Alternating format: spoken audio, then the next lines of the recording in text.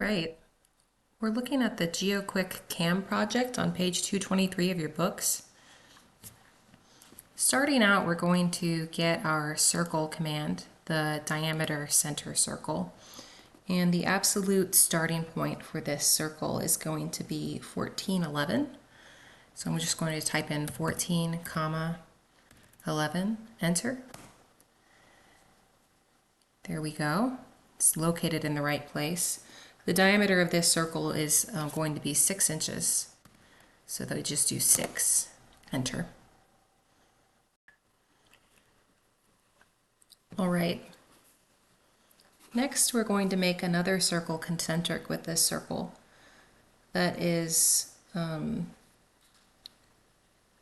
smaller. It's 5.33 inches, and that would represent this dimension right here.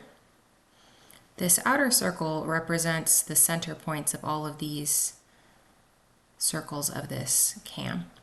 So let me get my smaller circle, and if my object snaps are on, I should be able to snap it to the center of my circle.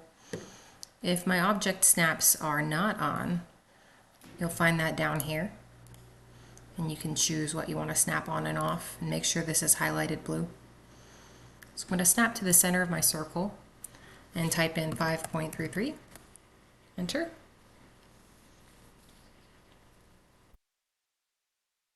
And now I'm going to start making these features right here.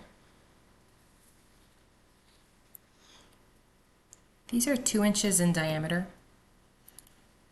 I'm going to go to this outer quadrant of my outer circle. I've got that snap turned on. Type in 2. And this is where I'm going to use an array. It'll be a polar array, not a rectangular array, so I'll find that down here.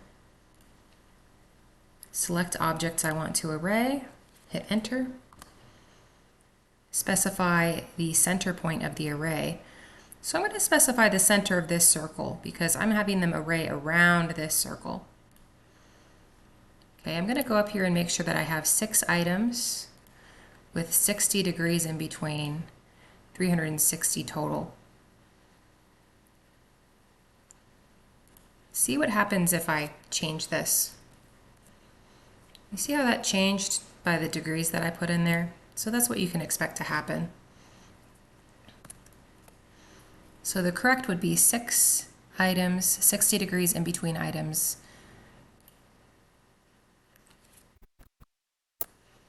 Filling up 360 degrees. I get out of this command by clicking on Close Array right here.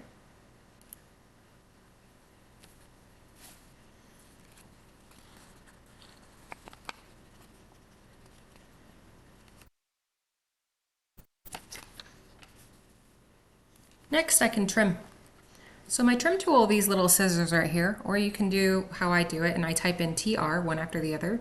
TR, enter. I'm just going to trim everything that I don't need. So I don't need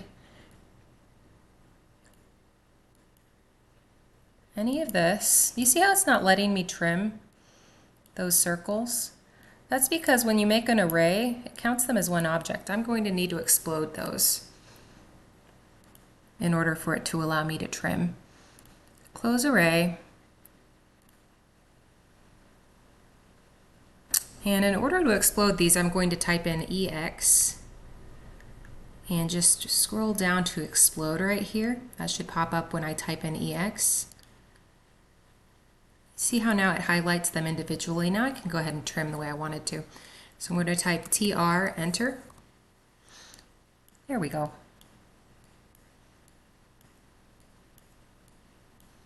And I'm getting rid of all of this outer stuff here.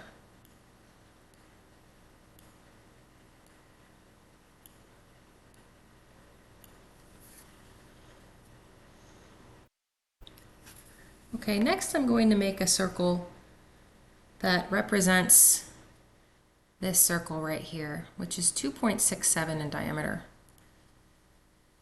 And make sure that I snap to the center. 2.67. And I'm going to start making this slot right here. I'm going to choose to make this my first slot on the top, and then I'm going to array it. So I'm going to start with a circle and get the upper quadrant. And I'm going to make that 0.325 in diameter. And next, I'm going to take that slot and add the vertical lines of that slot. Now this is important.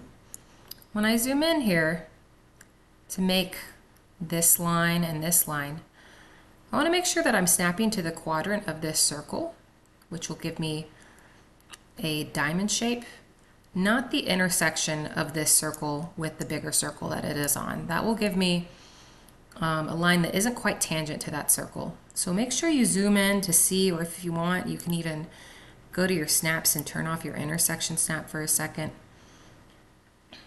So I'm getting that snap where I want it. I'm going to drag it up. Turn on ortho mode, make sure I get that vertical. Escape out of the line command, go back into the line command, line, enter. Make sure I'm at that quadrant.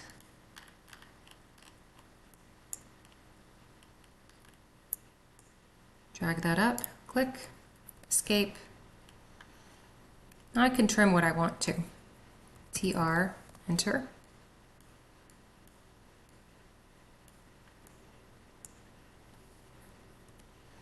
I can even get rid of this circle right now. Now all I need to do is array this slot 6 times.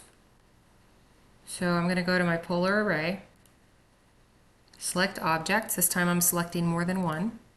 And I'm just clicking. I'm not holding down anything on the keyboard. I'm just clicking one after the other. When I'm done clicking, I'm going to hit enter. Specify center point of array. Again, it's going to be the center of these circular features right here. And I already have the right things typed in from last time, but just make sure that you have 6 items, 60 degrees, 360 degrees total.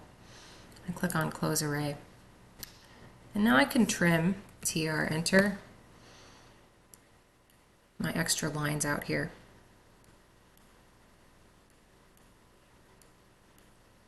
Okay. I'm going to make this feature right here. It's 1.67 in diameter circle. Again, it'll snap to the middle. 1.67, enter. And the smaller circle in the center there, let's see, it doesn't tell me in this drawing, but it will tell me in the book, is 1 inch in diameter. 1 inch, enter. And then I have instructions to draw this little slot. This slot is 0.25 inches wide and 0.15 inches tall. So the way that I would do this is I would draw this slot, I would draw that rectangle out here and then I would move it. There's multiple ways to do this. But I'm going to draw a rectangle that's 0.25 wide, so I'm going to type in 0.25, comma, 0.15 for the height. And then I get to take that and move it down here where I want it. So I'm going to make myself a nice little construction line to snap this slot to. So I grabbed the center of that circle and just made a line up to this upper quadrant. That's just going to give me a place to snap this square feature to. So I'm going to use my move command, which is M, enter. Select objects that I want to move. I'm going to select this little rectangle, enter, and then I'm going to specify my base point.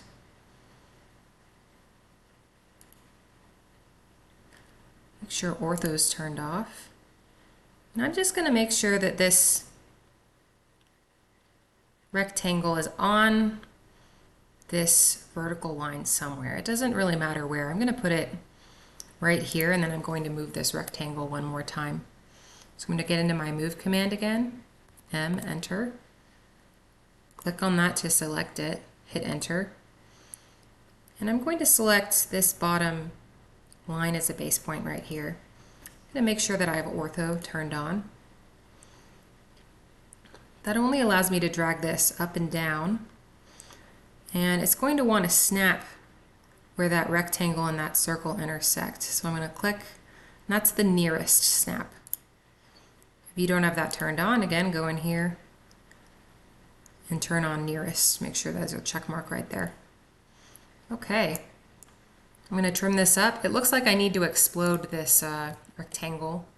So I have it selected. I'm going to click EX, explode, right here. Now I can trim. TR, enter. There we go. The last thing to do is to delete this line that I don't need.